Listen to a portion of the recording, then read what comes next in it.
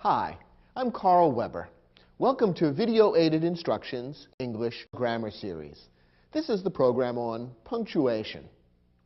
Punctuation marks are those little signs and symbols like periods, commas, semicolons, colons, and many others that are added to sentences to help make them easier to read. Think of punctuation marks as being like traffic signs that you see when you're driving. They tell you when to slow down, when to change direction, and when to come to a complete stop. If you learn how to use punctuation marks correctly in the sentences you write, no one will get lost while reading your work. If you're ready, let's begin with our study of punctuation marks and how to use them.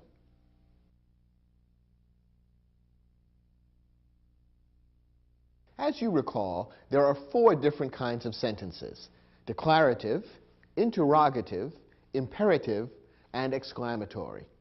Let's look at each of these 4 kinds of sentences and look at the kind of punctuation mark you need to use to end each type of sentence. First, use a period to punctuate the end of a declarative sentence. As you recall, a declarative sentence states a fact. The great majority of sentences in usual written English are declarative sentences, so most of the sentences you write will end with periods. Here are a couple of examples. It's raining outside. She is my sister. Both of these are declarative sentences. They state facts, and appropriately each one ends with a period, a simple dot. Most sentences you write will be declarative sentences and will end with periods. Next, use a question mark to punctuate the end of an interrogative sentence. An interrogative sentence asks a question. Appropriately enough, it's marked at the end with a question mark. Here are a couple of examples. Would you like some coffee? What time is the party? Both of these sentences are interrogative sentences. They ask questions. And notice that they are read slightly differently. Your voice turns upward a little bit at the end of an interrogative sentence. Putting a question mark at the end of the sentence makes it very clear to the reader that this is an interrogative sentence, one that asks a question, and that needs to be read in that special tone of voice. Notice that you don't use a question mark to punctuate the end of an indirect question. What is an indirect question? This is a sentence which refers to or describes a question, but which itself does not ask a question. Therefore, an indirect question is really a declarative sentence, even though at first glance you might think that it is an interrogative sentence. Take a look at this example. Juan asked Maria whether she would like some coffee. Now, this sentence refers to or describes a question. Juan is asking Maria a question. Would you like some coffee? But notice that the sentence itself doesn't ask the question. Instead, the sentence is really describing the question or making a statement. It is stating a fact that Juan has asked Maria a question. Therefore, the sentence itself is not an interrogative sentence. It isn't asking a question. So it doesn't end with a question mark. Instead, it ends with a period. This is an example of what we call an indirect question. Here's another example. I wonder what time the party will start. Now, the same general idea might have been stated in the form of an interrogative sentence. For example, this sentence might have been written, what time will the party start? That would have been an interrogative sentence, a question, and it would have ended appropriately with a question mark. However, the way the sentence was worded, it is a declarative sentence. It is making a statement of fact. That is, I am wondering something. It is stating that as a fact rather than asking a question. And therefore, this too is an indirect question and one that does not end with a question mark, but rather with a period. Now, the third type of sentence. Use a period or an exclamation point to punctuate the end of an imperative sentence. An imperative sentence expresses a request or a command. When you're asking or ordering someone to do something, you are writing an imperative sentence. And an imperative sentence may end with a period or an exclamation point. It all depends on the nature of the request or the command. Let's take a look at a couple of examples. Hand me that hammer, please. This is an imperative sentence because whoever has written or is speaking the sentence is expressing a request, asking someone else to do something. Since it's written in a quiet tone of voice and does not have a great deal of urgency or strong emotion built into it, it's appropriate to end it with a period. Most imperative sentences which express requests or commands will end with periods. Occasionally, however, a request or command will be uttered with a great deal of urgency or emotion, in which case an exclamation point may be the appropriate punctuation mark to use at the end of the sentence. Look at this example. Get out, quick! This might be spoken by a firefighter arriving at the scene of a fire, warning the people in the house to get out right away. This is a command that's being spoken with a great deal of urgency and emotion and a great deal of emphasis. For all these reasons, ending the sentence with an exclamation point is appropriate. The exclamation point is used in English to indicate that a sentence is being written or spoken with a great deal of feeling. You only want to use exclamation points where they're really appropriate. Certain types of commands do require exclamation points, although as we've seen, most do not. So an imperative sentence may end either with a period or an exclamation point, depending on the degree of urgency and emotion that's built into the sentence. You'll have to be the judge. Finally, use an exclamation point to punctuate the end of an exclamatory sentence. An exclamatory sentence is defined as one that expresses strong emotion or strong feeling. Therefore, by definition, it's appropriate to end an exclamatory sentence with an exclamation point. That tells the reader, this sentence has just expressed something that is very important with a great sense of urgency attached to it, and therefore you need to pay close attention to what it says. When you end a sentence with an exclamation point, you're telling the reader, pay attention. Here are a couple of examples of exclamatory sentences. The house is on fire. There's a message that, of course, contains a great deal of emotion and urgency, and it's appropriate to end it with an exclamation point. That's an exclamatory sentence. Here's another example. What a beautiful sunset. Now, here's a message that's much more positive. Rather than talking about physical danger, the person who speaks or writes this sentence is simply reflecting on the beauty of nature. However, because strong emotion is involved, an exclamation point seems appropriate. This, too, is an exclamatory sentence. So as we've seen, each of the four types of English sentences needs to be punctuated in a slightly different way. Most sentences are declarative sentences, and they will end with periods. But interrogative sentences need question marks. Imperative sentences may use either periods or exclamation points, depending on whether strong emotion is involved, and an exclamatory sentence ends with an exclamation point. In your study guide, we've provided an exercise which will enable you to practice using punctuation marks to end sentences correctly.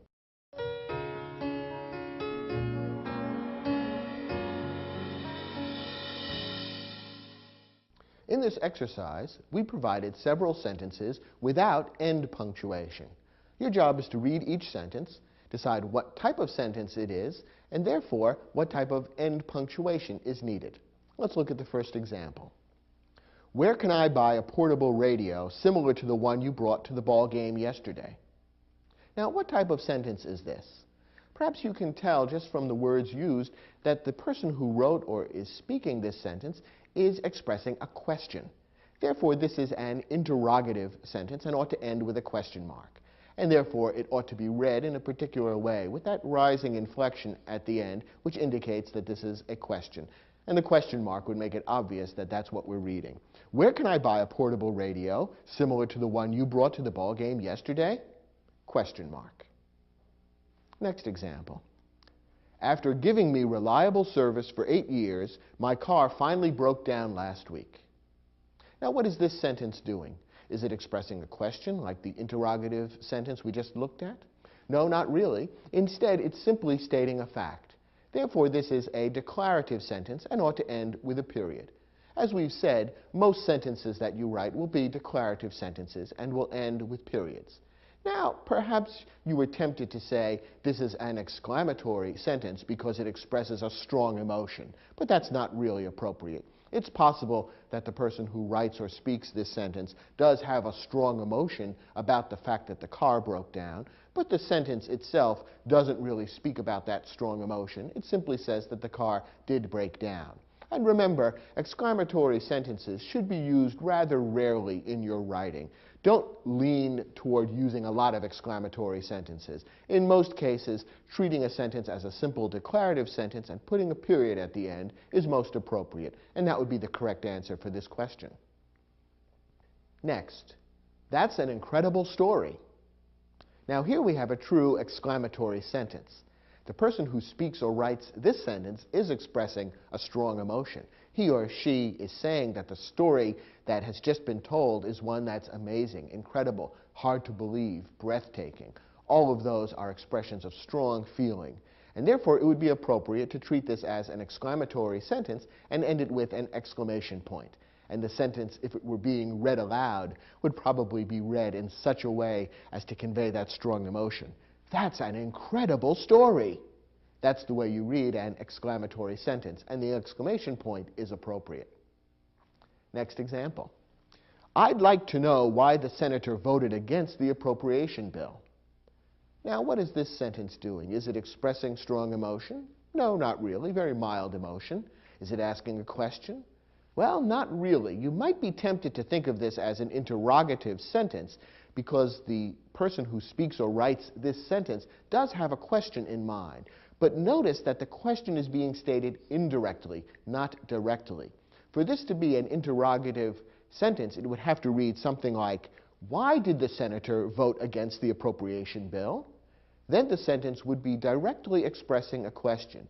Instead, this is a declarative sentence because it only states the question indirectly. It states as a fact that I am wondering about something or I would like to know something. It is stating that as a fact rather than expressing the question directly. And remember, an indirect question is really a declarative sentence and should be ended with a period rather than a question mark. Next example. Let me have a copy of the paper you wrote for our art history class. What kind of sentence is this? Well, this is an example of an imperative sentence because it's expressing a request or a command. In this case, I think we'd call it a request. It's expressed politely and in a quiet tone of voice. There's certainly not a great deal of urgency or emotion in the request. It's not like the order that the firefighter gives to get out of the house quick. Instead, this is a quiet, unemotional request, and therefore we would treat it appropriately with a period rather than an exclamation point. Remember that an imperative sentence may end with either one, depending on how strong the sense of urgency or emotion is. In this case, a period makes sense.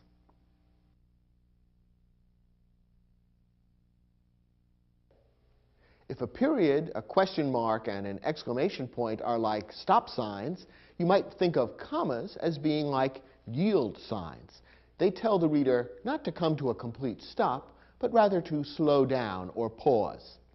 Now, some writers who aren't sure about how to use commas correctly tend to sprinkle commas into their sentences almost at random, just to kind of slow down the reader from place to place. That's not the best way to use commas. Instead, the right way to use commas is to put them in where they are required by certain specific rules, which have to do with pauses or breaks in the meaning of the sentence.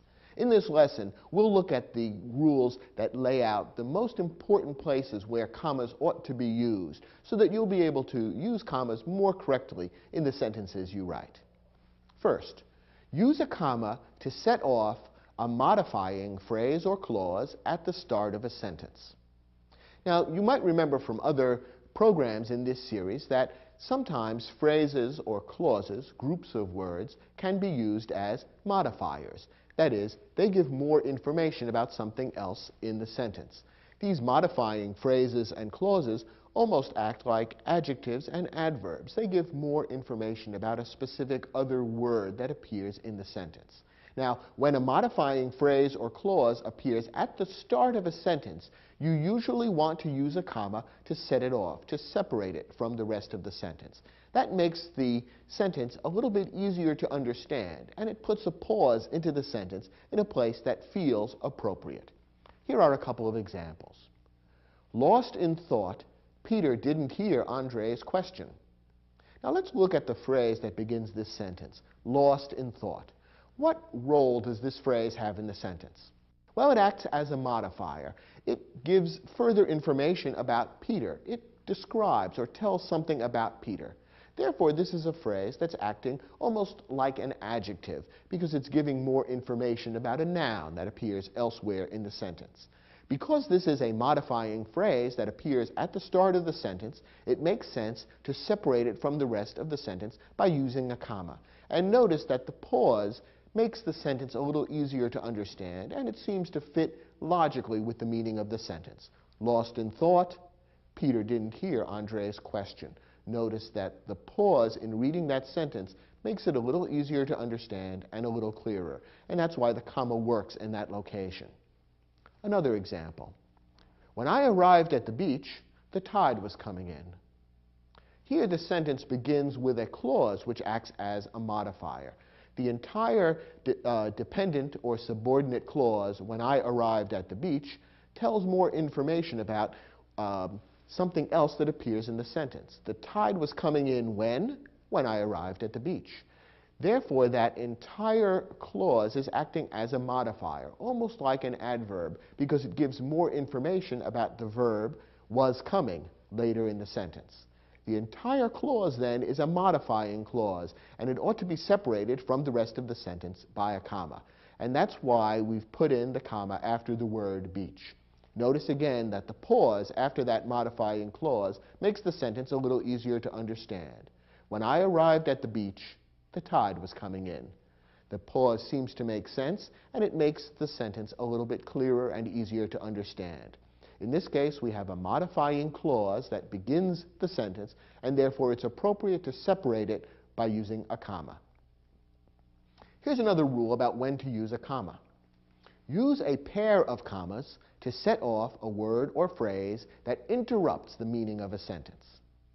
Sometimes you'll write a sentence which has a main train of thought, but there's an additional fact or idea that you want to insert somewhere into the sentence because it's interesting and important, but not necessarily essential to the meaning of the sentence.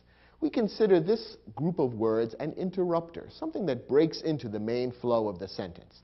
When you put in a group of words like this into a sentence which interrupts the main flow, set it off with commas, a pair of commas, one on either side. That signals to the reader, whoops, here's a little detour, don't get sidetracked, and it makes it easier for the reader to follow the complete meaning of the sentence. Here's an example. Harry Truman, the 33rd President of the United States, was born in Missouri. Now we have a group of words in the middle of the sentence here, the 33rd President of the United States. That tells a little bit more about Harry Truman. It's an interesting and important fact. But notice that it interrupts the main flow of the sentence. We can tell this because if we eliminate those words altogether, what is left still makes sense and still has the same meaning. Harry Truman was born in Missouri. We understand exactly what's being said. This person, this man named Harry Truman, was born in Missouri. Those words that are added in the middle give a little more information and help to define a bit more about who Harry Truman was, but they're not strictly necessary, and they do interrupt the main flow of the sentence. Therefore, it's appropriate to set them off with commas, to have a comma before and a comma after that group of words. And again, notice that inserting the pauses when we read the sentence makes the sentence a little easier to understand. Harry Truman, the 33rd President of the United States, was born in Missouri. Notice how the link between the subject of the sentence, Harry Truman, and the verb was becomes a little clearer when we pause to set off those words that interrupt the flow from the subject to the verb. So this is a classic example of a sentence that contains an interrupting phrase. It's good to set that off from the rest of the sentence with a pair of commas. One more example. My uncle, unlike his three brothers, never learned to drive a car. When we eliminate the words unlike his three brothers, the sentence still means the same thing and still makes sense. My uncle never learned to drive a car. Those interrupting words, unlike his three brothers, give a little more information and add an interesting fact, but they're not strictly necessary. So we consider that an interrupting group of words which ought to be set off by a comma at the beginning and a comma at the end. Don't forget that when an interrupting phrase or clause like this appears in the middle of a sentence, it needs to be set off by a pair of commas. Don't forget to put a comma at the beginning and at the end. Sometimes people make the mistake of putting a comma in one place, not the other. That's unclear. To make it clear to the reader that this is a phrase or clause that interrupts the rest of the sentence, you need to set off the entire thing with a pair of commas. Now here's a subtle variation which is important to note. Don't use commas to set off a word or phrase which is essential to understanding the meaning of the sentence. Sometimes a sentence contains a word, a phrase, a group of words which may at first glance appear to be an interrupter. But if you look closely, you realize that the word or phrase is actually essential to understanding what the sentence is saying. When that's the case, don't set it off with commas, because those words are not simply interrupting the flow of the sentence. They're an integral, important part of the flow of the sentence. So understanding the meaning of what's being said and recognizing what's essential and not essential for the meaning is actually very necessary to punctuate the sentence correctly. Let's look at this example. The historian Doris Kearns Goodwin wrote a famous book about Franklin D. Roosevelt. Now, the sentence is saying that Doris Kearns Goodwin wrote this famous book, but it begins with the words, the historian, and you might then think that her name, Doris Kearns Goodwin, is a kind of interrupter. If you take away the interrupter, the sentence does still make a kind of sense. The historian wrote a famous book about Franklin D. Roosevelt. But think about what that's saying. Can we tell which historian is being talked about if we leave out the words Doris Kearns Goodwin? We really can't. Now the sentence is saying the historian wrote a famous book, but we don't know which historian, so we don't really understand what the sentence is saying. It's essential for us to understand the sentence to have those words Doris Kearns Goodwin in there. And therefore, we can't regard those words as a mere interruption. They are essential to the basic meaning of the sentence. We've got to leave them in there, and therefore we shouldn't surround them with commas. When you put a pair of commas around words or a phrase in a sentence, you're implying that those words can be ignored to a degree without changing the meaning of the sentence. That wouldn't be the case here, and therefore you don't put commas around Doris Kearns Goodwin. One more example. My Uncle Jerry is an expert driver. Once again, the name Jerry might appear at first glance to be an interrupter. But if we put commas around it, what's left outside of the commas would be, my uncle is an expert driver. And once again, we can't be sure who exactly is being spoken about. I might have several uncles, and therefore to simply say my uncle is an expert driver might leave the meaning of the sentence somewhat unclear. Since the name Jerry is essential to the meaning of the sentence, it's better not to put commas around it and instead let the sentence read as one unit. So before you put a pair of commas around an interrupting word or phrase, make sure it really does interrupt and is not essential to the meaning of the sentence. That makes an important difference to the right way to punctuate the sentence. Our next comma rule. Use a comma to separate two independent clauses that are linked with a coordinating conjunction. Now, you'll recall that independent clauses are clauses which contain both a subject and a verb and can stand alone as a sentence. An independent clause could appear as a sentence all by itself, but sometimes we do link independent clauses in larger sentences. One way of linking two independent clauses to create a larger sentence is by using a coordinating conjunction. There are 6 coordinating conjunctions: and, or, nor, for, but, and yet.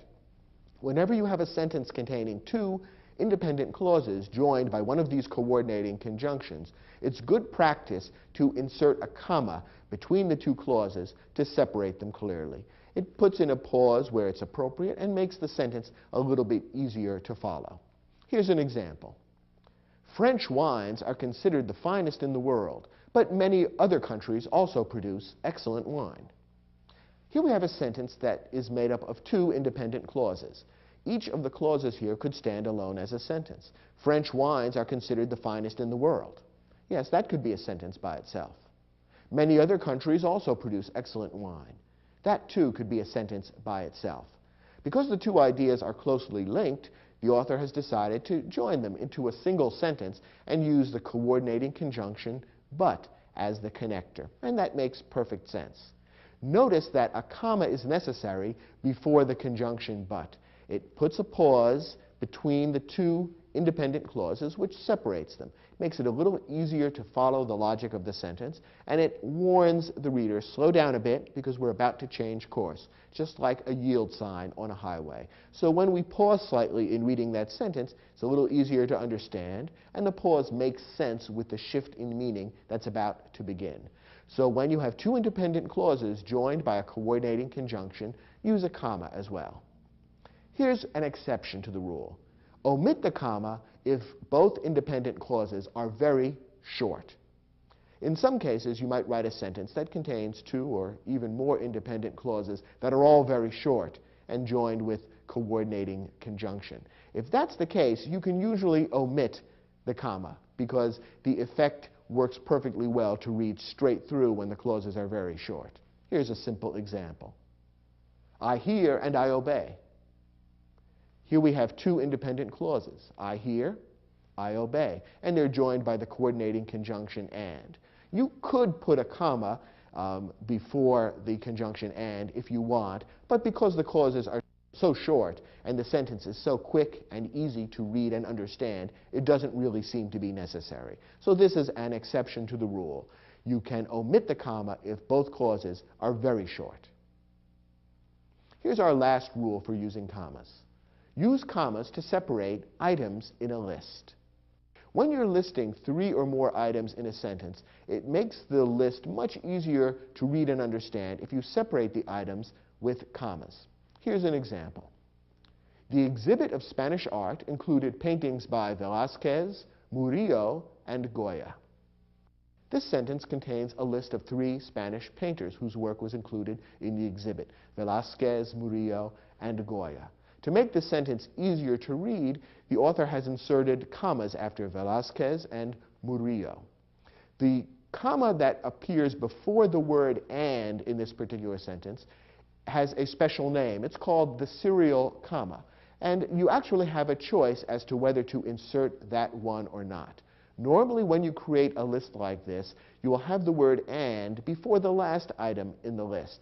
And inserting the comma before the word and is actually optional. Some writers prefer to use it. Some writers prefer to omit it.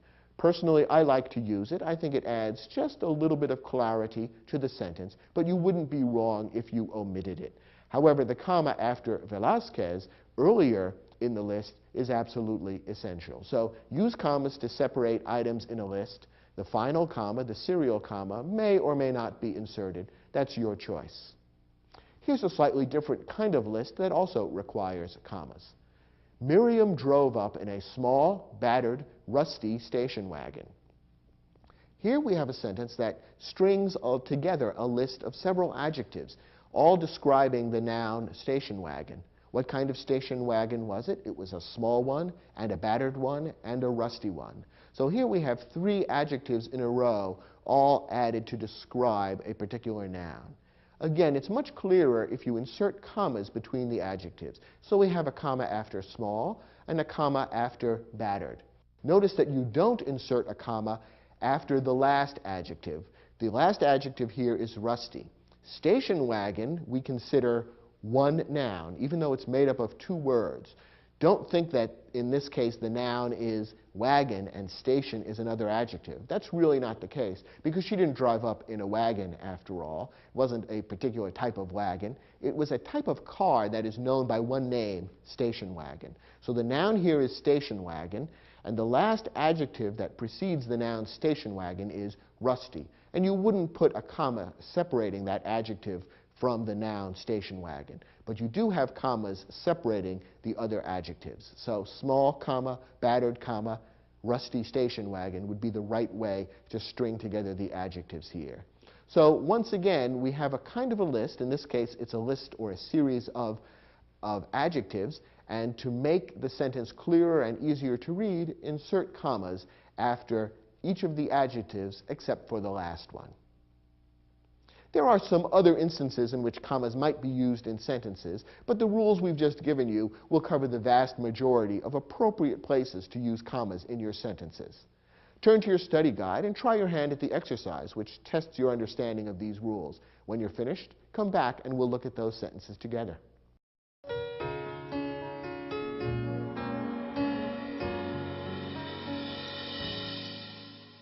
In this exercise, you were given several sentences, some of which contain commas and some of which do not. Some of the commas are correct, some aren't, and in some cases, commas need to be inserted. Let's look at each sentence and figure out the right way to use commas in each one.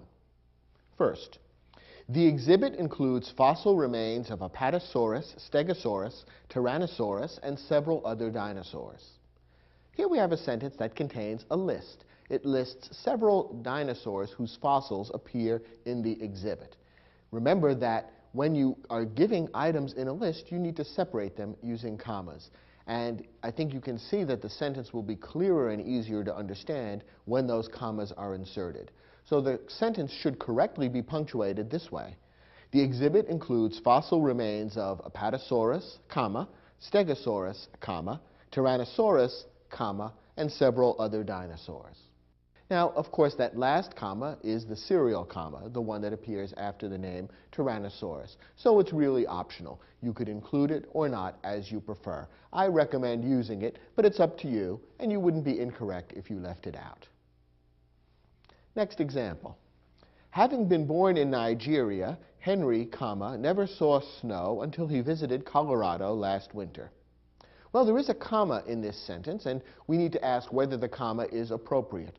We also need to ask whether there should be a comma somewhere else in the sentence. As it happens, this sentence should contain one comma, but the comma that it contains is actually in the wrong place. Let's take a look at the sentence more closely. Notice the opening words of the sentence. Having been born in Nigeria. What role do those words play in the sentence? What do they describe, or who do they give information about? Well, what those words do is modify the noun that follows, Henry. Those words act as a kind of an adjective, giving us more information about Henry. And since the sentence begins with a modifying phrase, we want to set off that phrase from the rest of the sentence with a comma. So there really should be a comma after the word Nigeria here. That would make it clear that the opening phrase is a modifying phrase, which should be separated from the rest of the sentence by a comma. Now, what about the comma that appears in the sentence after the name Henry? Is that appropriate or not? Well, it really doesn't fit any of the rules that we've seen in this lesson. There's no good reason to put a comma there, and in fact, it's better to not have a comma in a location like this. Notice that the comma in this case would help to separate the subject of the sentence, Henry, from the verb saw. And it's usually a bad idea to separate the subject and verb of a sentence unless it's necessary. Sometimes you will have an interrupting phrase between a subject and a verb in a sentence, in which case a pair of commas to set off the interrupting phrase is a good idea. But when that's not the case, it's better not to separate the subject and a verb in a sentence, and therefore the comma here really should be omitted. When we read the sentence with a pause in the correct place where the comma really belongs, after the word Nigeria, we can see that the meaning holds together very clearly. Having been born in Nigeria, Henry never saw snow until he visited Colorado last winter. Now the sentence makes sense, and the ideas that belong together have been grouped appropriately. Next example. Felipe enjoys rebuilding the engines of classic cars, and he was happy when Simone asked him to work on her 1969 Corvette. Here we have two independent clauses joined by the coordinating conjunction and. That should be a signal to you that a comma is needed. In the normal course of events, when you have a sentence consisting of two independent clauses joined by a coordinating conjunction, you want to separate them with a comma before the conjunction. So the sentence ought to be properly punctuated this way. Felipe enjoys rebuilding the engines of classic cars, comma, and he was happy when Simone asked him to work on her 1969 Corvette. Notice again that the pause actually makes the sentence a little easier to read and a little clearer. So adding the comma helps the reader as well. Another example. Lake Placid, a ski resort in upstate New York, was the site of the 1980 Winter Olympics. And here we do have a comma after the words New York. Now, is that correct? Does the sentence need any other commas? Should this comma be omitted? Let's think about it. In this case, we have an interrupting phrase, a group of words that breaks into the main flow of the sentence. Notice that if we took out the words a ski resort in upstate New York and eliminated them from the sentence, the rest of the sentence would still be clear and would have the same meaning. Lake Placid was the site of the 1980 Winter Olympics. That's basically what the sentence is saying. The interrupting phrase gives a little further information about Lake Placid, a ski resort in upstate New York. Tells us more about Lake Placid, but it isn't strictly necessary. Therefore, it should be set off by commas on both ends. So the mistake that the writer of this sentence made was to put a comma at the end of the interrupting phrase, but not one at the beginning. It's a common mistake. There should be a comma in both places, and so the sentence should correctly read, Lake Placid, comma, a ski resort in upstate New York, comma, was the site of the 1980 Winter Olympics. Now, the author has clearly set aside that interrupting phrase by bracketing it with a pair of commas, and that makes the flow of the sentence a lot clearer. One more example. We spotted the actor, comma, Tom Hanks, comma, having lunch in a restaurant on Madison Avenue. Now here again, we have some words that serve to give more information about or explain some other words that are nearby.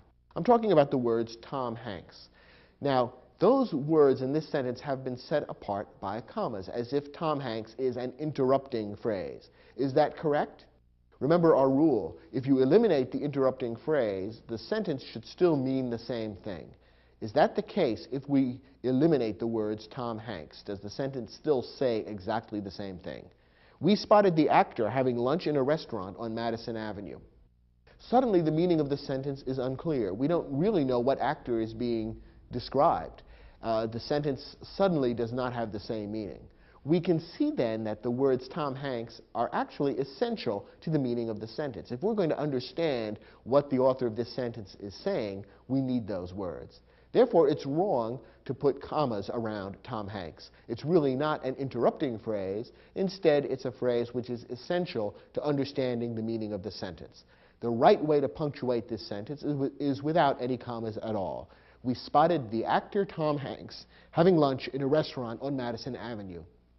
Notice that when we read the sentence without pauses, the meaning is much more clear and it all hangs together logically.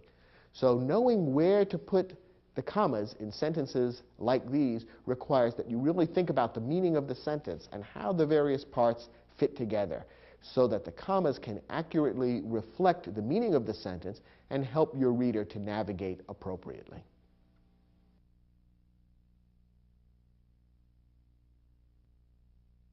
As we've seen, a comma represents a brief pause in a sentence.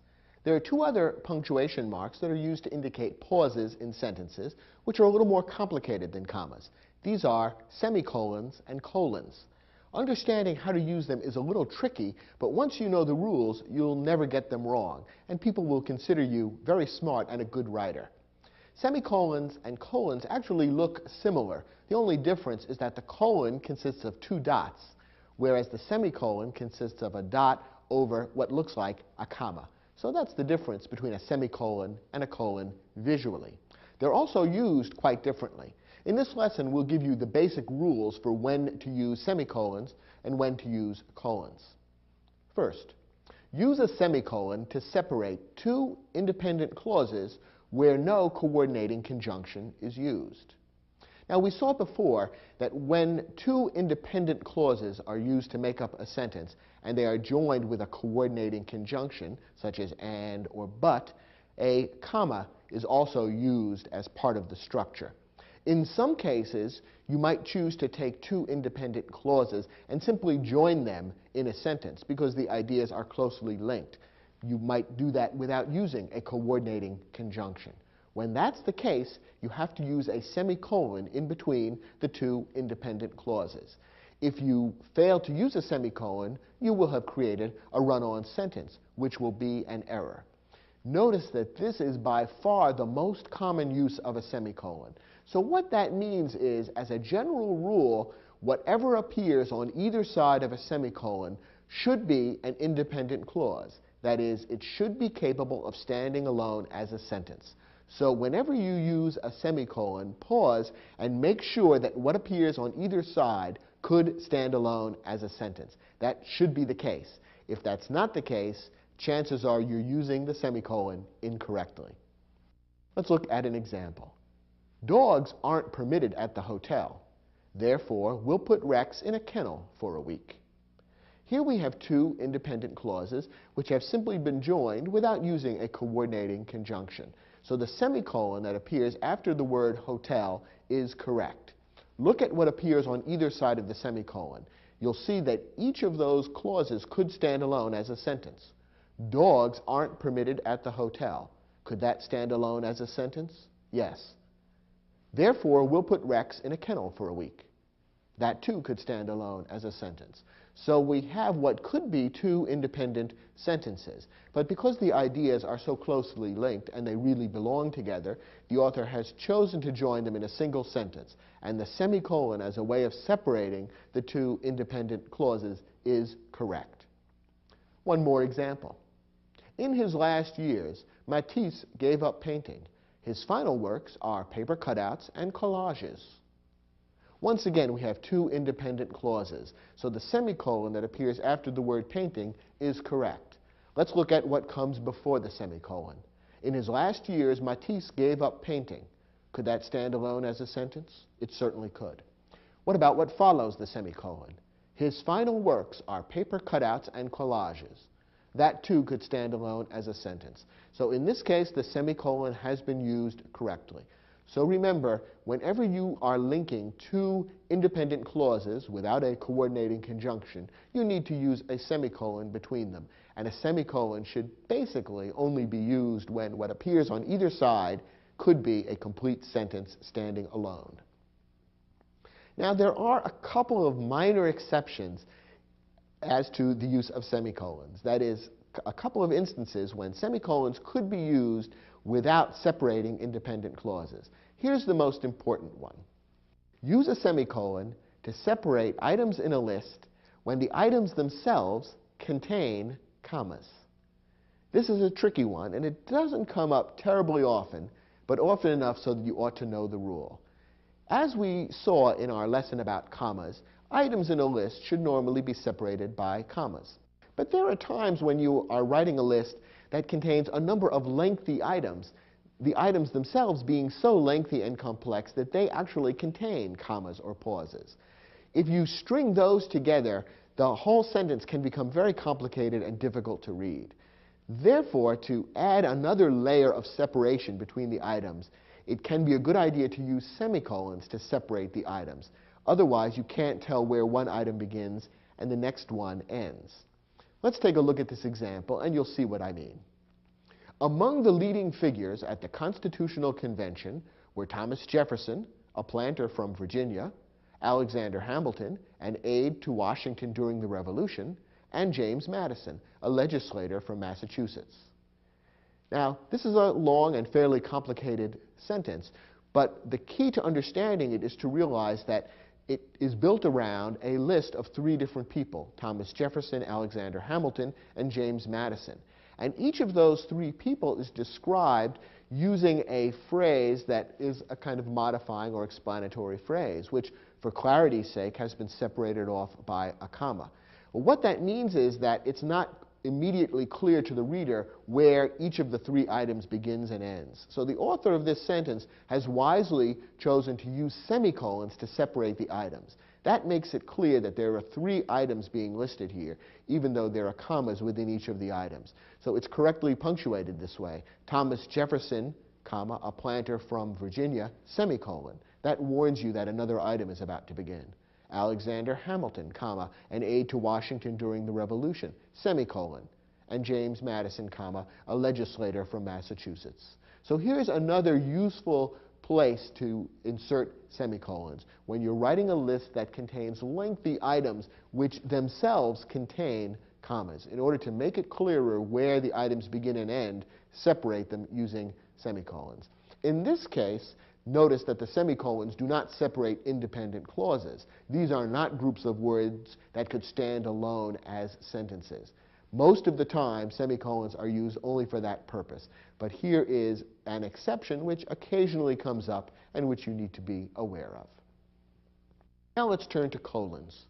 Use a colon to indicate that what follows is equivalent to what precedes the colon. In other words, a colon is used to introduce a group of words that restate or say in other words what you just said before the colon. What appears on either side of the colon, then, should be more or less equivalent or equal in meaning. Here's a tip for you. When used correctly, the colon can often be replaced with the words "that is" or "in other words." So you can test your use of a colon by asking yourself that question. Could I take away the colon and substitute the words "that is" or "in other words"? If so, you are probably using the colon correctly. You don't use the colon, notice, to separate independent clauses. That's a job for the semicolon. Instead, the colon is introducing something which simply restates or says, in other words, what you just said. Here are a couple of examples. The silent movie era produced three comic geniuses: Charles Chaplin, Buster Keaton, and Harold Lloyd. This is a good example of the correct use of a colon. We put the colon after the word geniuses, introducing that list of Charles Chaplin, Buster Keaton, and Harold Lloyd. Notice that what appears on either side of the colon is more or less equivalent. We just mentioned three comic geniuses. Who were they? Charles Chaplin, Buster Keaton, and Harold Lloyd. Those three names are equivalent to or equal to what was stated just before the colon, three comic geniuses. Let's try our tip, our test for using a colon correctly. Could we take away the colon and replace it with the words "that is" or "in other words"? We could. The silent movie era produced three comic geniuses, that is, Charles Chaplin, Buster Keaton, and Harold Lloyd. The sentence reads better with a colon, but it does make sense to substitute the words "that is" for the colon. So that's a signal that we're using the colon correctly. One more example. I drove all night for only one purpose: to ask Annalisa to marry me. Once again, the colon is separating two things that are more or less equivalent in meaning. One purpose. What was that one purpose? To ask Annalisa to marry me. Those two things are the same. The purpose was the asking. The two things are equivalent. If we took out the colon and substituted the words "that is," would it make sense? It would. I drove all night for only one purpose, that is, to ask Annalisa to marry me. So once again, we can see that we're using the colon correctly. Remember that the semicolon separates independent clauses. That's not the case with the colon. Instead, the test for using a colon correctly is whether the things on either side are basically equivalent or the same in meaning. If so, then a colon is correct. One last tip. Don't use a colon to separate words that clearly belong together, such as a verb and its object, or a preposition and its object. People know that a colon is used to introduce things, and so sometimes they get carried away and use colons where they actually interrupt the flow of the sentence and aren't really needed. Here are a couple of examples of incorrect uses of the colon, which you ought to avoid. Leanna gave her mother, colon, a scarf from Mexico. Here, the writer knows that a colon can be used sometimes to introduce something which is going to be described, and so he or she has put a colon after the word mother. But if you look closely, you see that the colon is really separating things that belong together. It's separating the verb gave from its direct object, scarf. The scarf is what Leanna gave. So it really makes sense for the sentence to simply flow rather than putting the colon in. And the colon, in any case, could not be removed and substituted for the words "that is." And what appears on either side of the colon is not equivalent. The mother and the scarf from Mexico are not equivalent. So for all those reasons, inserting a colon in this sentence is incorrect. And one more example. The new security plan was developed by, the local police commissioner and the State Department of Safety. Once again, the colon has been used here as a kind of an introductory punctuation mark, and we've seen that colons can be used to introduce lists, as, for example, in the sentence we looked at previously, where the colon introduced the list Charles Chaplin, Buster Keaton, and Harold Lloyd. So the person who wrote this sentence is thinking, well, I have a kind of a list here, the local police commissioner and the State Department of Safety. So why not put a colon in front of it? Well, the reason is that the colon, in this case, is separating the preposition by from the object of the preposition. The plan was developed by whom? By the police commissioner, State Department of Safety.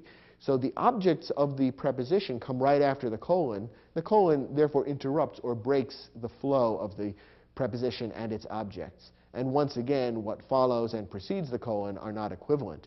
The new security plan was developed by is not equivalent to police commissioner, Department of Safety. So for all those reasons, the use of a colon in this instance is wrong. So remember our basic rule, the colon should introduce things that are equivalent to what precedes the colon, and you should be able to substitute the words "that is" for the colon and have the sentence still make basically the same sense and the same meaning. If that's not the case, then you're using the colon inappropriately. Okay, those are the basic rules for using the semicolon and the colon correctly. Try your hand at the exercise and see whether you've mastered those rules. When you're done, come back and we'll take a look at those questions together.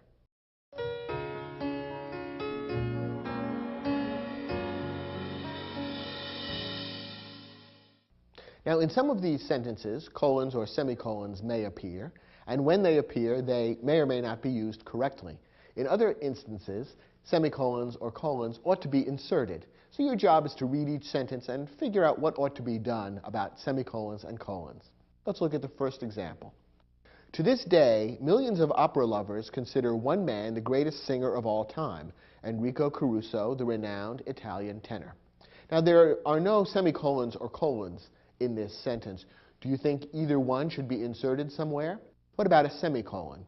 Remember that a semicolon would normally be used when you have two or more independent clauses joined without a coordinating conjunction. Could this sentence be broken down into two parts that could each stand alone as a sentence? No, not really. There's only one clause here. Opera lovers consider is the subject and the verb, and there's really only one independent clause, and therefore a semicolon wouldn't really be appropriate. But there is a place where a colon ought to be used, and that would be after the expression, the greatest singer of all time, colon, because what follows is equivalent to or a restatement of what comes before. The greatest singer of all time is who? Enrico Caruso, the renowned Italian tenor. So what comes before and after the punctuation mark there is basically equivalent in meaning. So a colon would be the appropriate punctuation mark to use. Notice that we could also use the words "that is" instead, and the sentence would mean very much the same thing. That's a good test as to whether a colon is appropriate or not. So to correct this sentence, after the word time, use a colon rather than a comma. Next example. If you see a parking spot on the street, put your car there. Otherwise, use a parking lot. Now, this sentence, again, doesn't contain any semicolon or colon. Does it need one? The answer is yes. In fact, as written, the sentence is actually an error. It's a run-on sentence. Let's break it down and see how that works.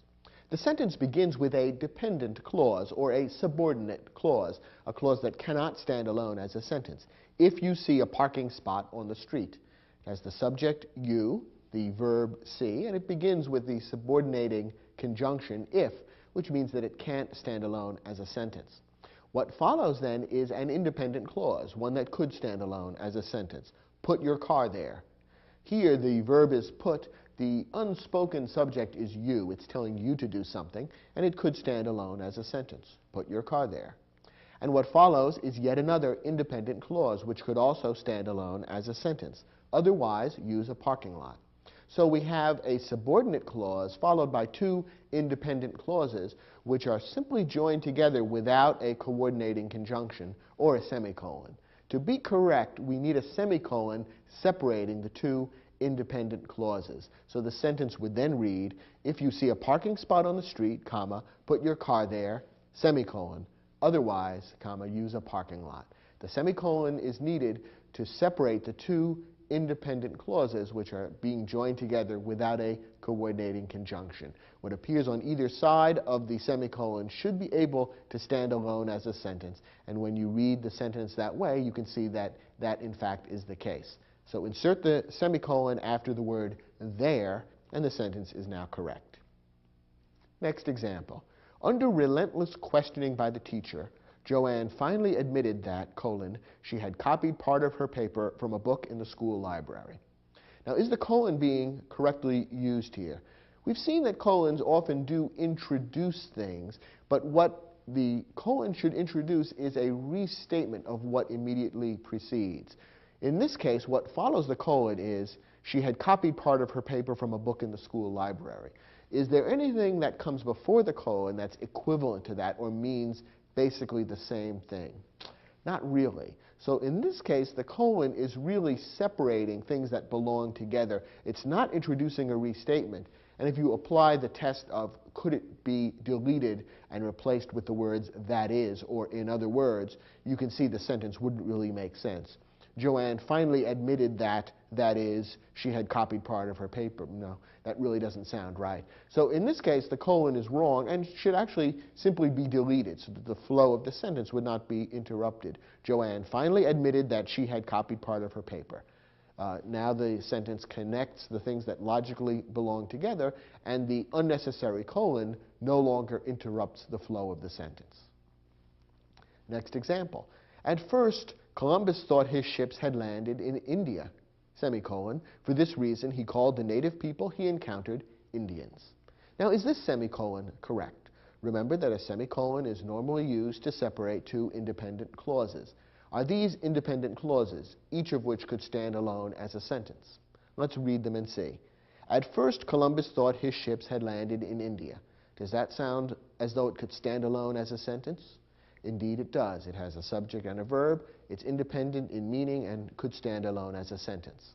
What about what follows the semicolon? For this reason, he called the native people he encountered Indians.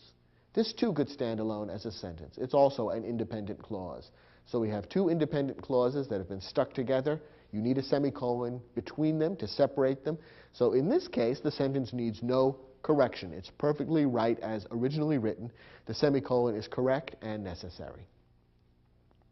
One more sentence. 4 cities are being considered to host the World Soccer Championships, semicolon.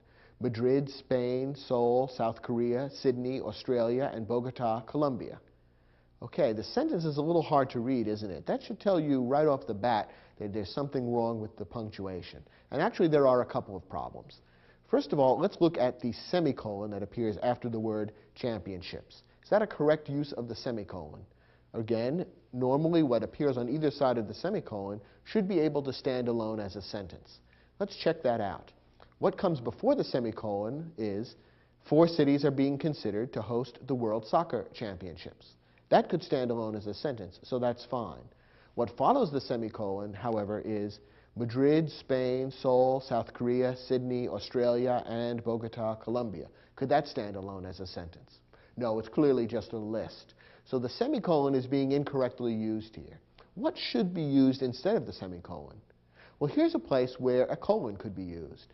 We've seen that colons can be used to introduce lists, and what follows the colon is indeed a restatement of what comes before. What comes before the colon is the reference to 4 cities are being considered to host the World Soccer Championships. And what follows is a list of those 4 cities. You could indeed put in the words that is, or in other words, in place of a colon in that spot. So a colon should come after the word championships, not a semicolon. So that's the first change we need to make. Now, what about the list of cities themselves?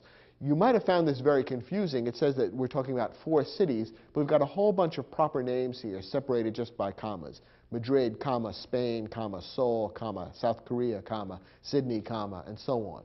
Now, if you didn't know anything about these names, you might think, well, what's going on here? It sounds like there are maybe 8 names being listed here, but there's supposed to be 4 cities. Madrid, Spain, Seoul, South Korea, Sydney. What's going on here? Well, if you know even a little bit about geography, you'll know that these are 4 cities that are being listed, in each case with the country where they're located. And you would normally list a city and a country with a comma in between them. So it's proper to describe the city of Madrid, Spain as being Madrid, comma, Spain. That's the city of Madrid in the country of Spain. So here we have 4 items in a list, each item containing a comma unto itself. So we have Madrid, comma, Spain, Seoul, comma, South Korea, Sydney, comma, Australia, and Bogota, comma, Colombia. Now, what do we do when we have items in a list, each of which contains a comma? For clarity's sake, this is the other instance where we would use a semicolon. We can separate the items in the list with semicolons just because the items themselves contain commas. And it's confusing if you only use commas. You can't tell then where one item begins and the next item ends. So the proper way to punctuate this list would be to use semicolons between the items. And that way it's easy to tell where each item starts. And the list would then read Madrid, comma, Spain, semicolon, Seoul, comma, South Korea, semicolon, Sydney, comma, Australia, semicolon, and Bogota, comma, Colombia. Now the list is clear, easy to understand, and we can tell where each of the 4 city names begins and ends. That's the other use of the semicolon, the exception to the rule that normally semicolons should only be used to separate independent clauses.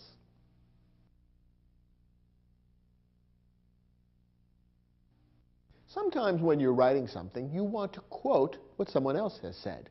This might happen, for example, in a short story or a diary where you're writing about an incident from life, either imagined or real, and you have characters who exchange dialogue, who talk to one another.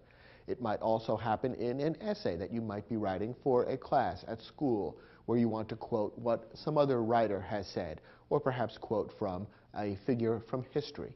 In all of these cases, you need to use quotation marks to show where the words you are quoting begin and end. Here's the basic rule.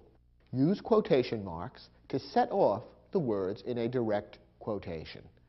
Since the quotation marks have to indicate where the quoted words begin and end, quotation marks are always used in pairs, and they're sometimes referred to as opening and closing quotation marks, beginning and ending quotation marks. Any expression like that is equally clear and equally correct.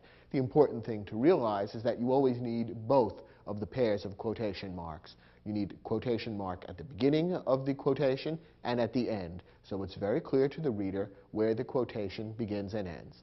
Here's a simple example. "I have a dream," said Martin Luther King, Jr. The words that Martin Luther King, Jr. actually said were, "I have a dream." So to indicate which words those were, we put the opening quotation marks before I and the closing quotation marks after dream. You'll notice that we also have inserted a comma after the word dream, preceding the quotation marks. In a moment, we're going to look closely at the rules about that, but as a general practice, quotations are usually set off from the rest of the sentence with commas. There's no hard and fast rule about that, but that's what most writers do, and it's a safe rule for you to follow. The important thing at this point to remember is that the exact words of the quotation must be set off by a pair of quotation marks at the beginning and end of the quotation. Now, how exactly do you combine quotation marks with other punctuation marks? It can be a bit tricky. Here's the rule. Put periods and commas inside the closing quotation marks. Put other punctuation marks outside unless they themselves are part of the quotation. Before we go further, I should explain that the practice of putting periods and commas inside the closing quotation marks is what's done in the United States. In England and other countries where British practice is followed, the periods and commas often appear outside the closing quotation marks. But if you are writing and working in the United States, it's safe to put periods and commas inside the closing quotation marks, as we did a moment ago with our quotation from the famous speech of Martin Luther King, Jr. Notice that, however, other punctuation marks should be put outside the closing quotation marks unless they themselves are part of the quotation. This would apply, for example, to colons, semicolons, exclamation points, and question marks.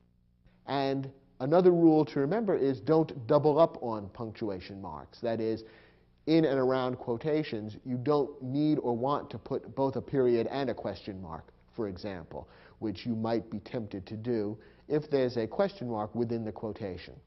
Let's take a look at some examples that will help you sort out what could be a confusing set of rules. The first example reads as follows.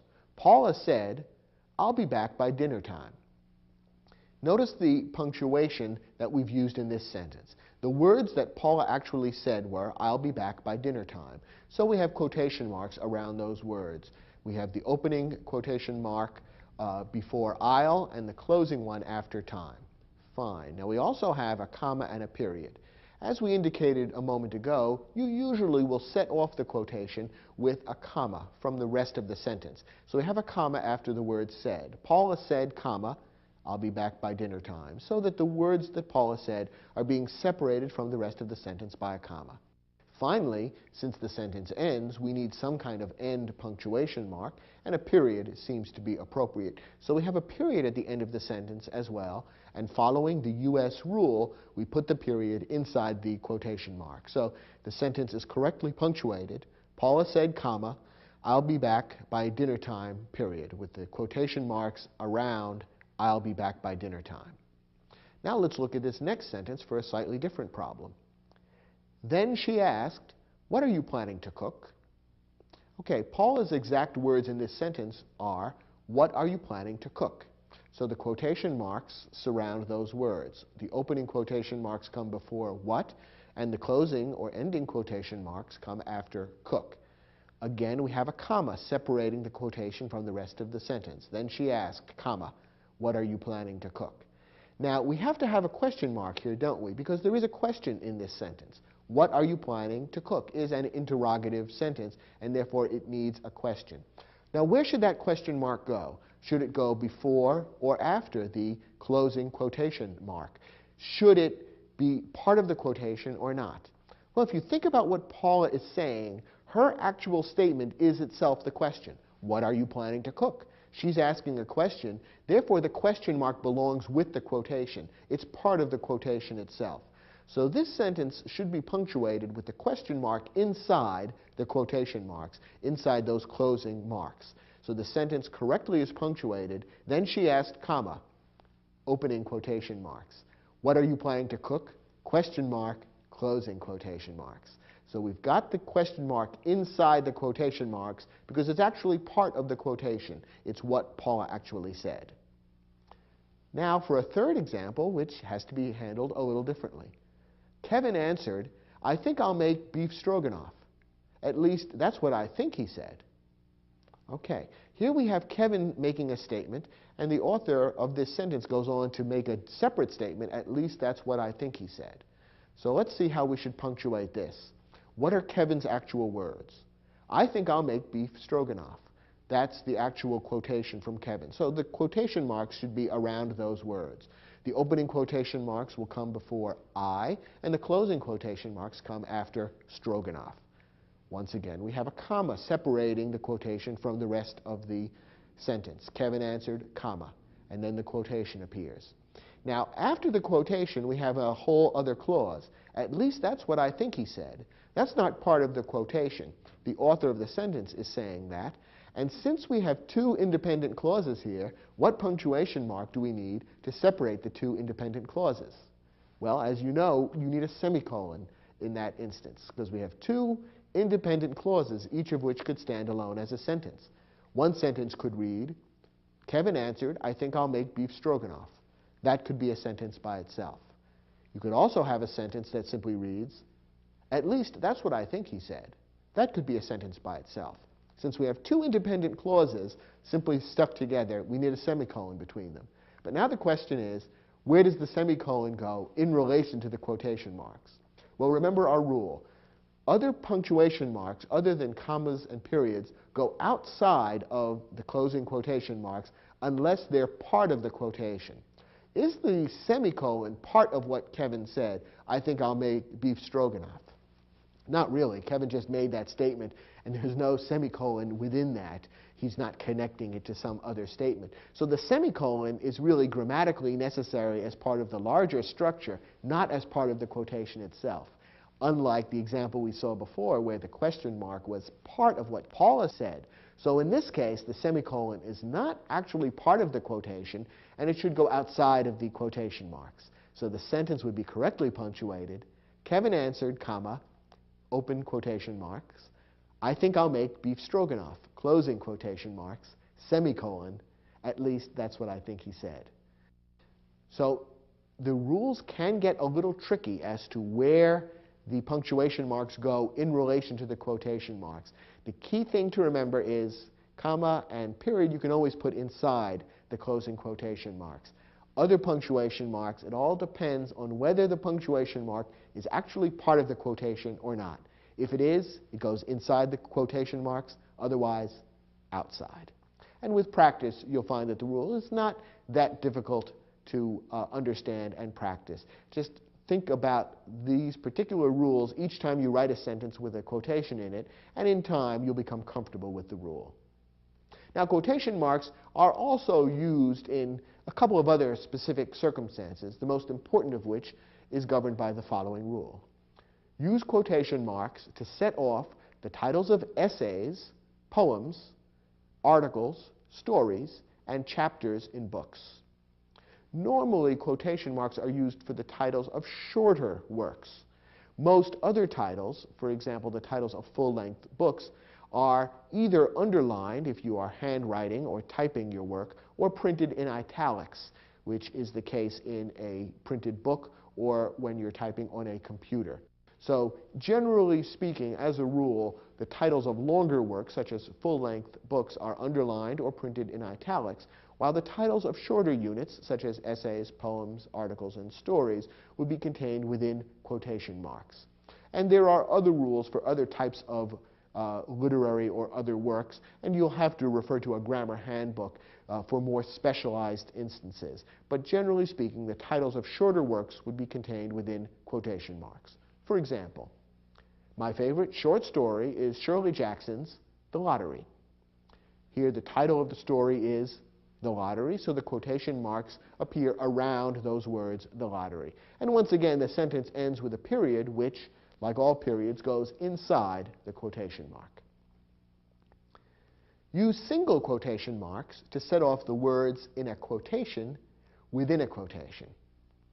Normally, again, in American practice, the quotation marks that we use are double quotation marks. That is, you see the two little curlicues that make up the quotation mark. However, there is such a thing as a single quotation mark, which is used for a very specific purpose. It doesn't come up that often, but occasionally it does come up.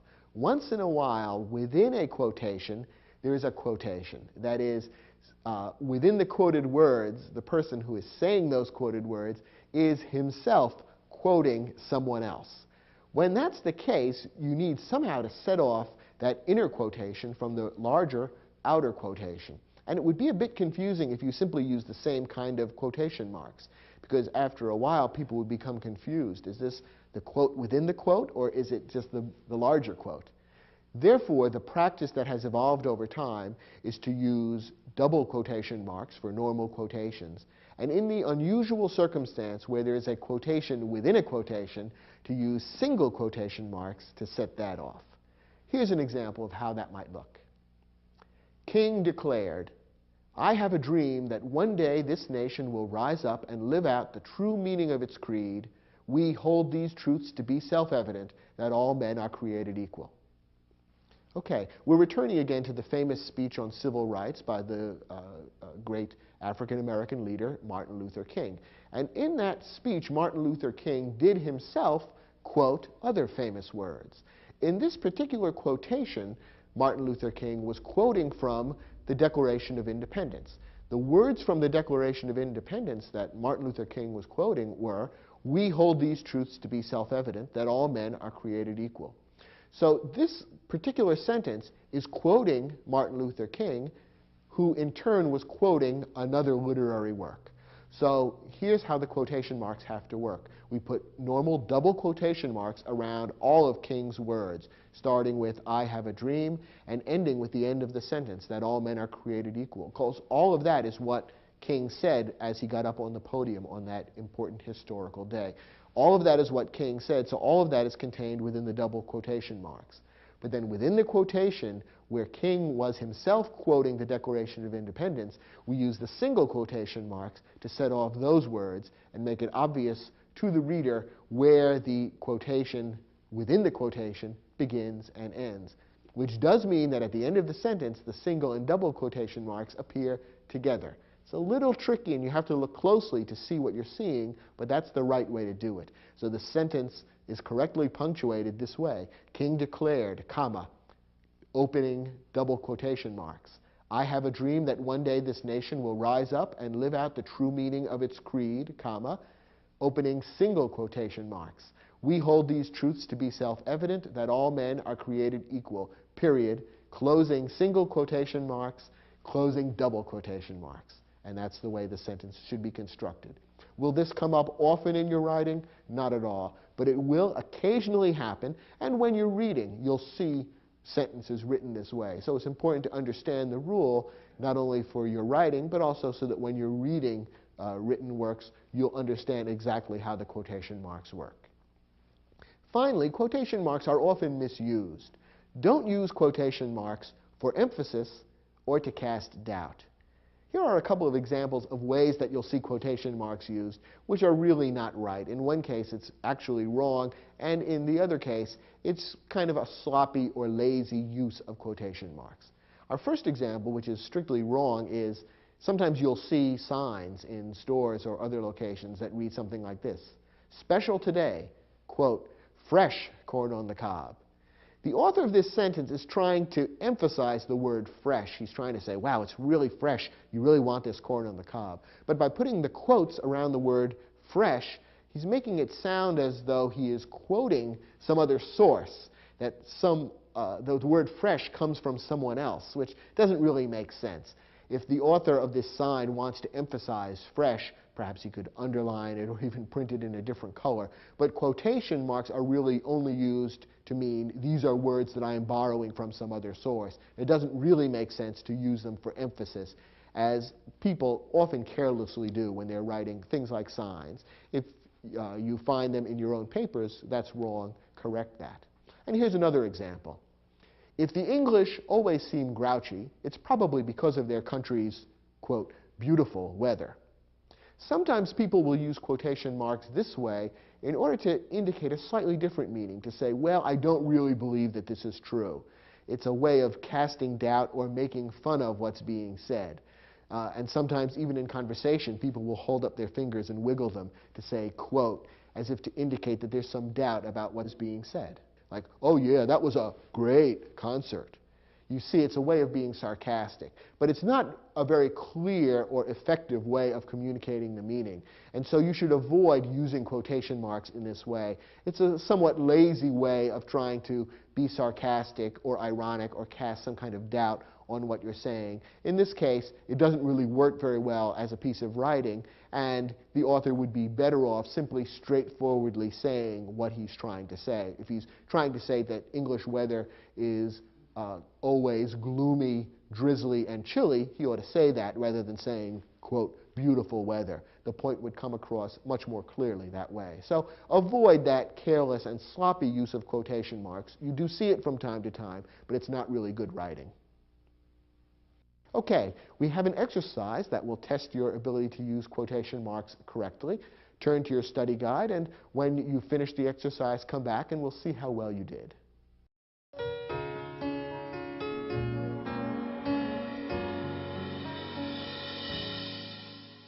Now, in these sentences, quotation marks have been omitted, and we've also left out some of the punctuation marks that ought to be included. So you can have the fun of figuring out which punctuation marks belong here and where they ought to go in relation to the quotation marks. So let's go through each of these sentences and see how well you were able to figure that out. First, as Robert Frost remarked in his poem, Mending Wall, good fences make good neighbors. Now, there are actually two things in this sentence that need to be enclosed within quotation marks. There's the quotation itself, the words that come from the poem. The quotation is, "Good fences make good neighbors." So we want to put double quotation marks, normal quotation marks, around that entire sentence. So we'd have opening quotation marks before good and closing quotation marks after neighbors.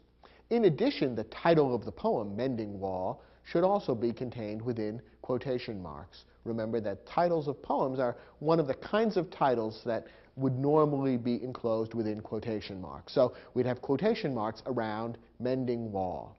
In addition, we do need to add a period at the end of the whole sentence because, after all, sentences need to end with some kind of punctuation mark, and a period would make sense. And the period would go inside the final closing quotation marks, because that's what we do with periods. So the sentence would ultimately be correctly punctuated like this. As Robert Frost remarked in his poem, opening quotation marks, "Mending wall, comma, closing quotation marks," opening quotation marks, "Good fences make good neighbors," period, closing quotation marks.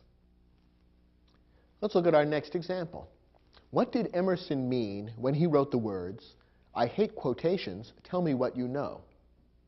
Ralph Waldo Emerson was a famous 19th century writer, and it's ironic that one of the most famous quotations from his work is this statement about hating quotations, but that's the way it is. Now we have to figure out how we're going to punctuate this sentence, and doing so will prove to be a little bit tricky. First, let's figure out where the quotation is. That is, what are the words that Emerson actually said, which should be enclosed in quotation marks? Well, Emerson's words were, "I hate quotations, tell me what you know." So we want to put quotation marks around those sentences. So we will have opening quotation marks in front of I and closing quotation marks after the word know. Now, what about the closing punctuation for the entire sentence? What kind of sentence is this? Well, if you think about it, you can see that the sentence is an interrogative sentence. It's asking a question. What did Emerson mean when he wrote the words blah, blah, blah? What did he mean? It's asking a question. So we need to end the entire sentence with a question mark. So then we have to figure out, where does the question mark go in relation to the quotation marks? Does it go inside the quotation marks or outside them? Well, if we were dealing with a period or a comma, we would always put it inside the quotation marks. But remember, other punctuation marks go either inside or outside the quotation marks, depending on whether they are part of the quotation itself. Now, did Emerson's quotation contain a question mark? Was Emerson asking a question? "I hate quotations, tell me what you know." No, that's a declarative sentence. He is not asking a question. So the question mark is not part of Emerson's quotation. Instead, it's part of the broader sentence. The author of this entire sentence is asking the question. So the question mark should go outside of the closing quotation marks, and the sentence would be correctly punctuated like this. What did Emerson mean when he wrote the words, comma, opening quotation marks, "I hate quotations, period, tell me what you know," close quotation marks, question mark. The question mark ends the sentence, and it goes outside of the quotation marks because it is not part of what Emerson said. Notice, too, that we followed the rule of not doubling up on punctuation marks. Emerson's statement, "Tell me what you know," is a declarative sentence. It would normally end with a period. However, we don't put in the period because then we'd be doubling up. We'd have a period, closing quotation marks, and then the question mark, and that would look a little weird. So we simply omit the period because we need the question mark instead. We don't double up and put the period as well. Next example. The company president asked all employees to look for ways to work more efficiently and therefore save money. Where do the quotation marks go in this sentence? Well, this is perhaps a trick question. There are no quotation marks in this sentence, and there shouldn't be any. Why? Well, remember what quotation marks are for. Quotation marks are used to set off the words in a direct quotation. That means that when you write a sentence that actually quotes the exact words used by someone else, you enclose those words in quotation marks. This sentence is not a direct quotation. Actually, it's an example of an indirect quotation. Here we are reporting what the company president said. The company president asked all employees to look for ways to work more efficiently and therefore save money. It is a report of something that was said. So in that sense, it's a quotation, but it's an indirect quotation because the exact words are not being reported. If they were, we would have a true quotation, a direct quotation, which would have to be enclosed in quotation marks. So, for example, suppose the sentence read something like this. The company president said, all employees should look for ways to work more efficiently and therefore save money. Now we would be quoting the exact words actually spoken by the company president, and we would enclose those in quotation marks.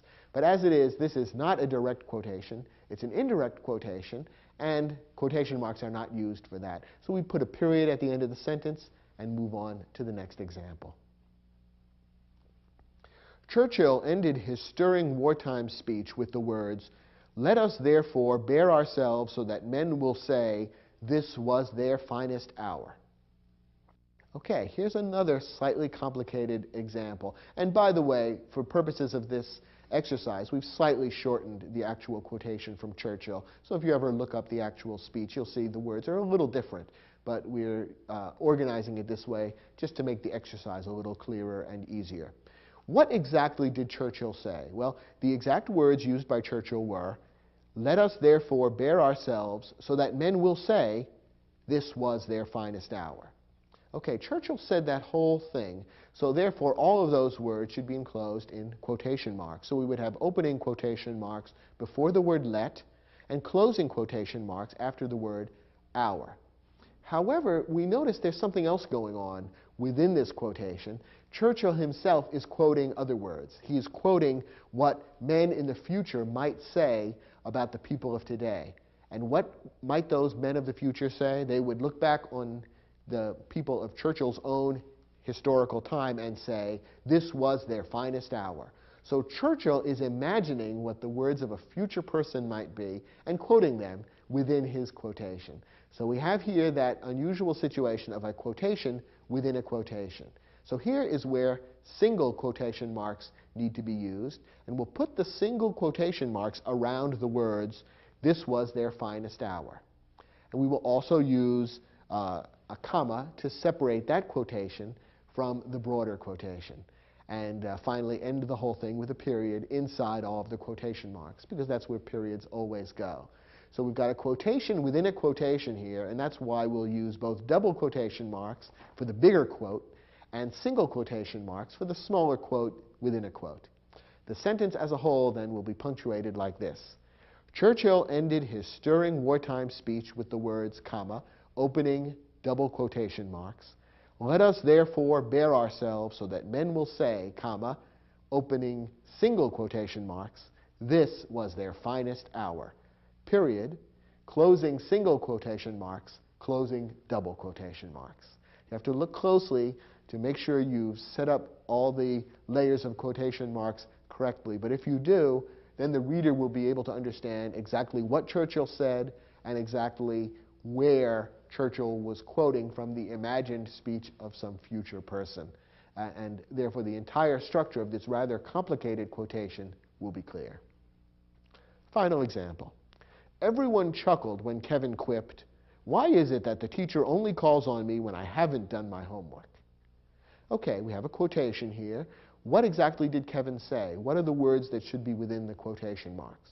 Well, Kevin said, "Why is it that the teacher only calls on me when I haven't done my homework?" So we want quotation marks around all of that. So we will have opening quotation marks before the word why and closing quotation marks after the word homework. Now, we can also see that a question is involved here. The question is exactly what Kevin said. Kevin is asking a question. Kevin's own statement is an interrogative sentence. Why is it that the teacher only calls on me when I haven't done my homework? So we're going to need to end this sentence with a question mark to reflect the fact that Kevin is asking a question. But where does the question mark go? Well, remember that the question mark, like other punctuation marks other than period and comma, only goes within the quotation marks when it's actually a part of the quotation. And that is the case here. Kevin's actual quotation is itself a question, and therefore the question mark is part of the quotation. So here we will put the question mark inside the closing quotation marks because it's all part of what Kevin said. So the sentence should be correctly punctuated like this. Everyone chuckled when Kevin quipped, comma, opening quotation marks. Why is it that the teacher only calls on me when I haven't done my homework? Question mark, closing quotation marks.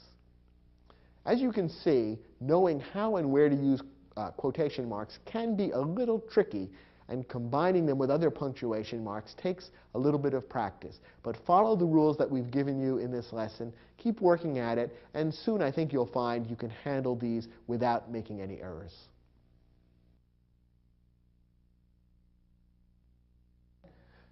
The punctuation marks we've looked at so far, the period, the question mark, the exclamation point, the comma, the semicolon, the colon, and quotation marks, all of these are by far the most common and important punctuation marks. There are a few other marks, though, that you ought to know how to use, even though as a writer you're better off using them relatively infrequently. So the punctuation marks that we're going to talk about in this lesson are ones that, generally speaking, you should avoid using a lot. Some writers do use these punctuation marks heavily, and usually that has a bad effect on style. Nonetheless, it's important to know about them, and we'll cover them briefly in this lesson. First, parentheses. Parentheses, like quotation marks, always have to be used in pairs. They're those little curved symbols, and parentheses are used to set off words or phrases that interrupt the meaning of a sentence. Now, we've already seen that pairs of commas can be used to set off words that interrupt the meaning of a sentence. Parentheses would mark a stronger interruption. The words within parentheses should truly be relatively unimportant or non-essential for the meaning of the sentence, and almost words that the reader could ignore and still capture the gist of the meaning of the sentence. So only use parentheses when you want to insert some additional words or an additional fact or idea that's relatively unimportant, but you just want to kind of toss it in to the sentence. Here are a couple of examples of how parentheses could be used. Everyone in Los Angeles, at least everyone I know, seems to be writing a screenplay. Here the point of the sentence is that everyone seems to be writing a screenplay, and the author just briefly interrupts himself or herself to say, well, everyone I know is included. Maybe it's not true of everyone. It's not a terribly important aside. It's a little idea that's just being kind of thrown in to add a little bit of color to the sentence. Not very important, and that's why putting it within parentheses is probably appropriate. Another example. John Lennon, 1942 to 1980, was a member of the Beatles, the most famous group in the history of pop music. Okay, the author wants to give you a basic piece of information about John Lennon, and while he's at it, he thinks, well, I might as well throw in John Lennon's birth and death dates. That might be useful to the reader. And rather than write a whole separate clause or sentence about that, I can easily insert those dates just by putting them within parentheses after the name John Lennon. And very often in encyclopedias or other reference works, you will see a parenthetical insertion used for just this purpose, to stick in an additional piece of information in a way that's unobtrusive and which the reader can ignore or look at if they're interested. So here's another good example of how parentheses can be used.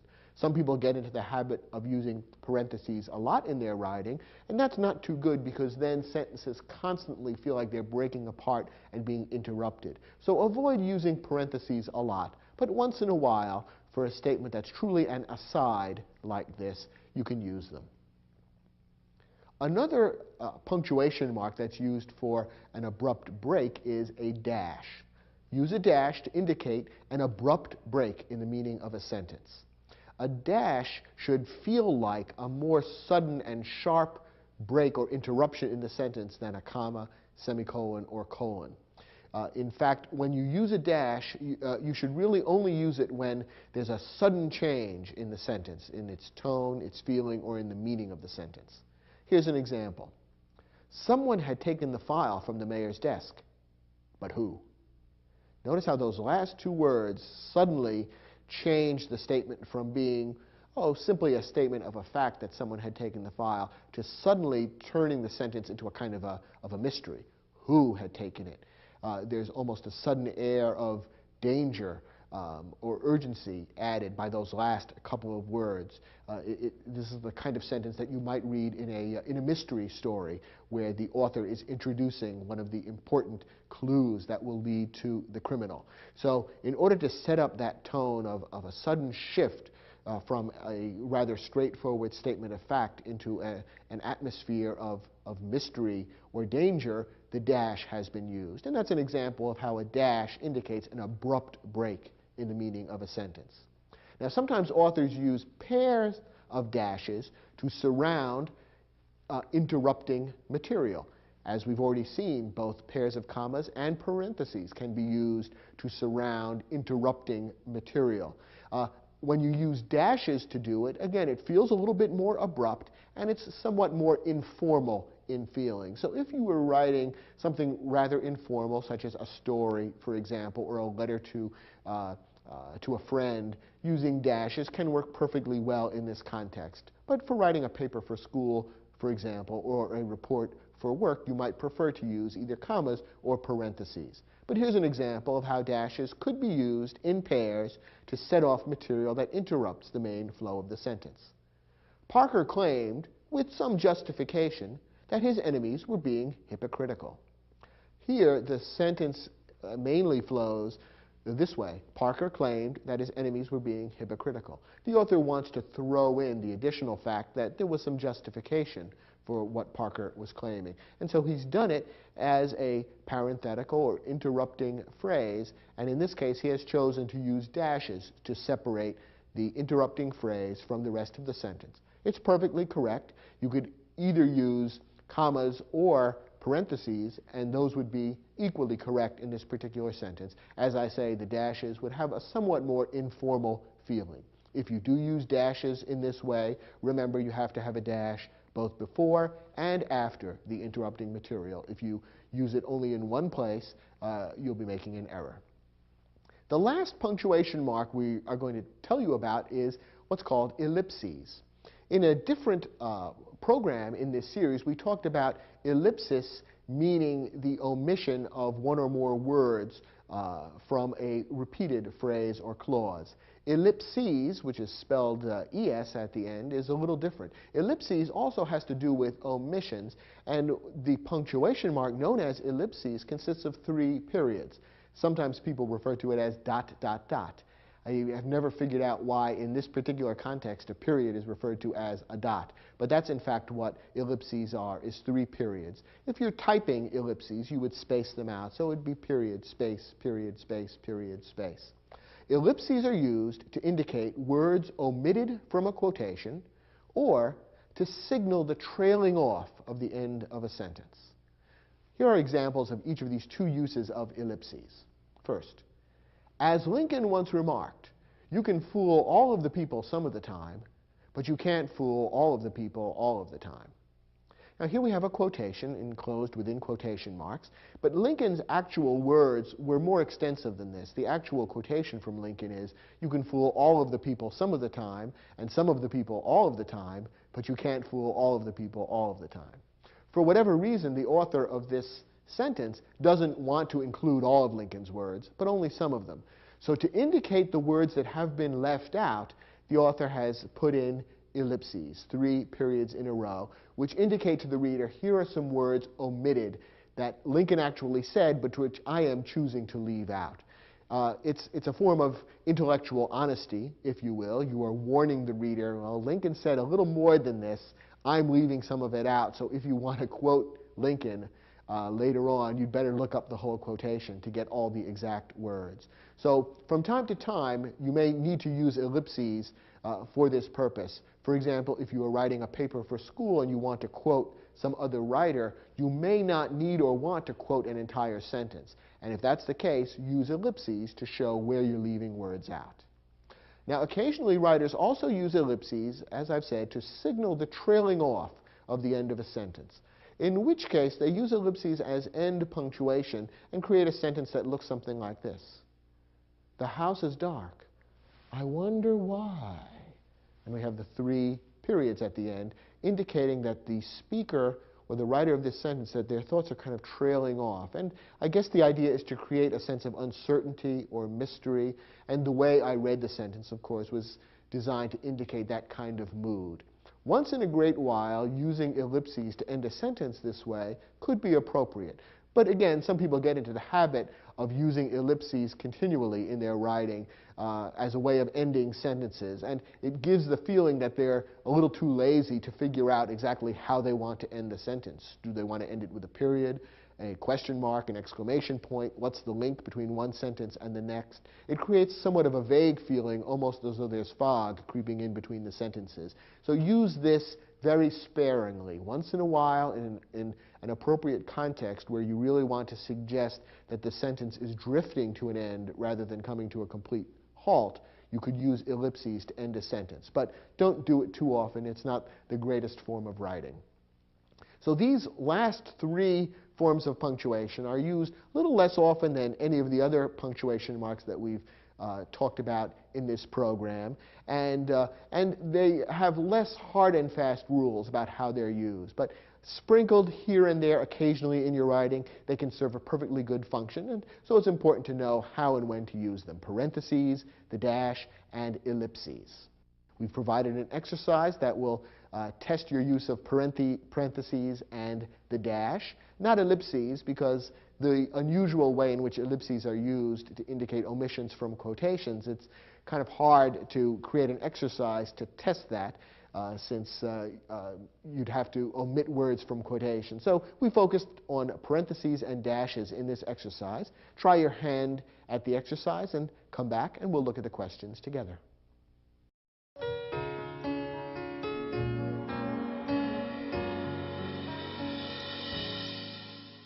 In this exercise, we've given you some sentences where either parentheses or dashes could be used, and we've even suggested at the end of the sentence which might be appropriate. And in fact, because these punctuation marks are used without very hard and fast rules, you could actually interchange them to some extent. So we've told you which one we think you might want to use in a particular sentence, and your job is just to figure out how and where to use them. Let's look at our first example. Because the following day, Wednesday, was the 1st of June, Loretta's rent payment was due. And we've suggested using parentheses in this sentence. Now, parentheses would be used to set off a word or phrase that interrupts the meaning of the sentence. Which word or phrase does that here? Well, in this case, the word Wednesday gives a little additional information. It tells you specifically what the following day was, and might make the story a little easier for someone to understand or to follow. But that would be appropriate to enclose in parentheses. So the best use of parentheses in this sentence would be, because the following day, open parentheses, Wednesday, end parentheses, was the 1st of June, Loretta's rent payment was due. Next example. Napoleon's exile to the island of Elba marked the end of his career, or so it seemed. And we've recommended that you insert a dash or dashes somewhere into the sentence. Now, a dash, remember, is used to signal an abrupt break in the meaning of the sentence. Is there an abrupt break anywhere here? Well, yes. The last 4 words of the sentence take a very different tack from the remaining part of the sentence. Up to that point in the sentence, we're being told that Napoleon's career was over.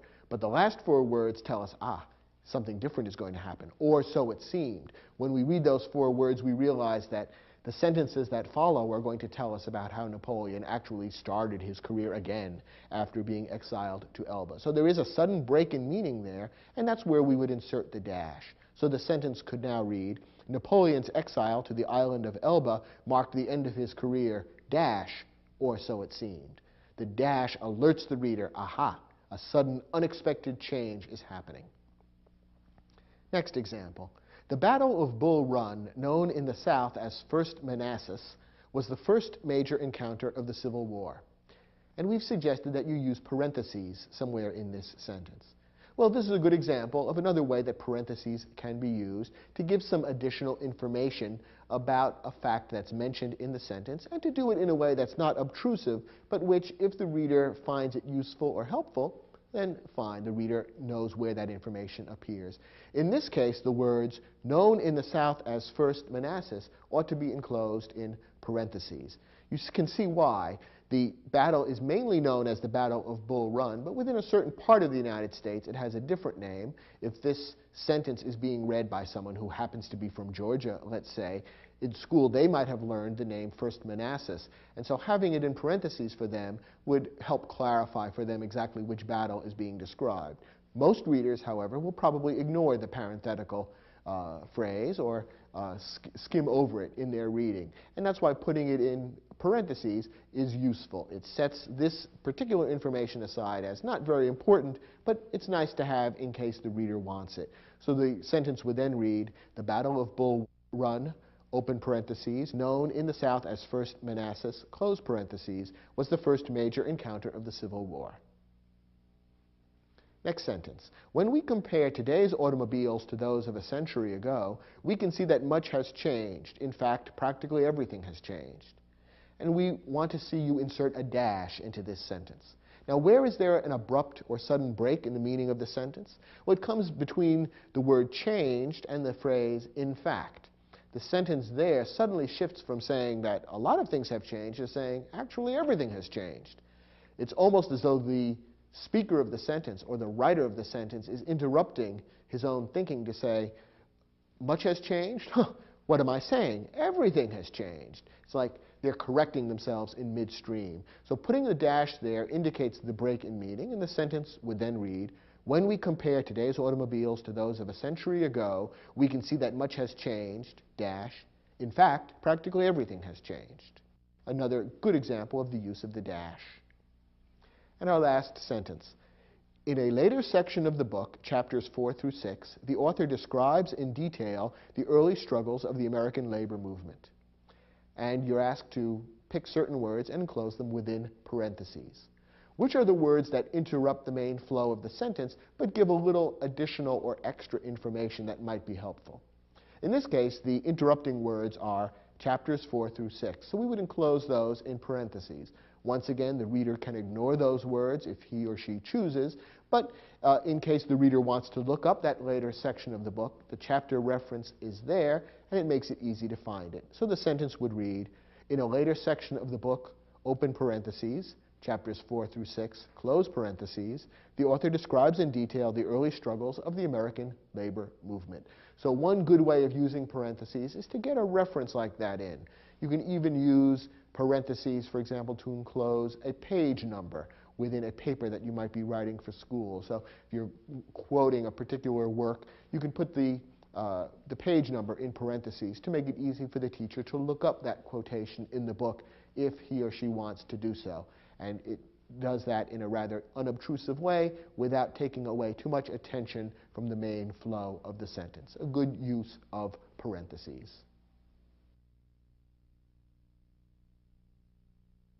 Earlier in this program, I suggested that punctuation marks could be thought of as being like traffic signs. They tell you where to slow down, where to come to a complete stop, and where to change direction. That's a good comparison, but here's another one. You could also think of punctuation marks as being like the symbols that composers use when they write music. Symbols such as rests, or the symbols that indicate an increased volume or decreased volume, speeding up or slowing down. The punctuation marks tell the reader exactly how to read the sentences and the paragraphs that you write. They tell the reader which points need greater emphasis, which ideas belong together, which ideas should be separated, and when there's an abrupt change in the meaning. If you use punctuation marks skillfully, they can make your writing much easier to understand and enable your readers to follow your thinking just as efficiently as a trained musician or a trained singer can follow the instructions given by the composer for performing a piece of music in a way that really embodies what the composer originally had in mind. So learn the proper ways of using punctuation marks, and you'll find that your writing will be much easier to understand and much more effective at getting across your meaning in a powerful way. I hope you've enjoyed watching this program, and I'll look for you in other programs in Video Aided Instruction's English Grammar Series. Thanks for watching.